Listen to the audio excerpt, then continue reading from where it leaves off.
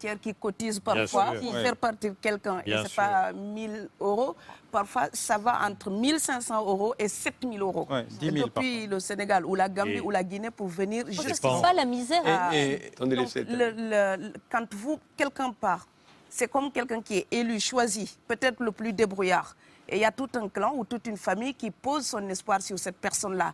Monsieur, là, je vous vois bien habillé, bien nourri. Si vous étiez affamé chez vous, peut-être que votre famille serait ravie d'imaginer que vous pourriez aller gagner de quoi faire vivre les autres. Donc c'est aussi une solidarité qui est en œuvre. On laisse partir quelqu'un, on compte sur lui. Vous allez me laisser terminer.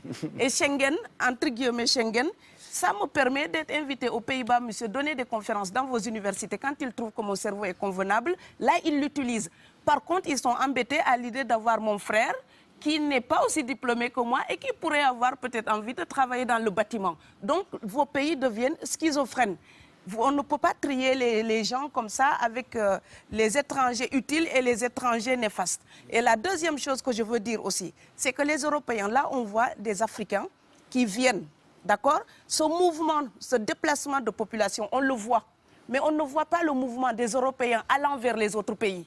Alors celui-là, c'est le mouvement des puissants, ceux qui ont l'argent, ceux qui ont le bon passeport. Donc vous allez au Sénégal, vous allez au Mali, vous allez dans n'importe quel pays du monde, au Canada, aux États-Unis, partout où je vais, et je voyage tout le temps, je croise des Français, des Allemands, des Hollandais. Je les rencontre partout sur cette planète parce qu'ils ont le bon passeport. Donc, comme avec l'exotisme, l'Europe s'était arrogé le précepte unique, unilatéral, de l'exotisme. Les autres sont exotiques. Alors que pour quelqu'un de mon village, il n'y a rien de plus exotique que quelqu'un d'Amsterdam.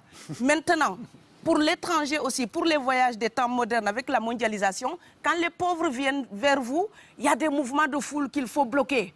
Mais quand vous, avec votre passeport et avec toutes les prétentions que cela donne, vous débarquez dans les pays du tiers-monde, là, vous êtes en terrain conquis. Donc, on voit les pauvres qui se déplacent, on ne voit pas les riches qui investissent dans nos pays. L'Afrique se développe à un taux entre 5 et 10%. Ce n'est plus de la progression, c'est de la surchauffe.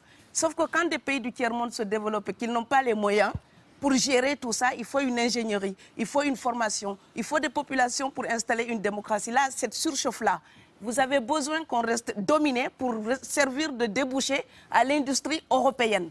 Alors il faut arrêter l'hypocrisie. On sera riches ensemble ou on va se noyer tous ensemble.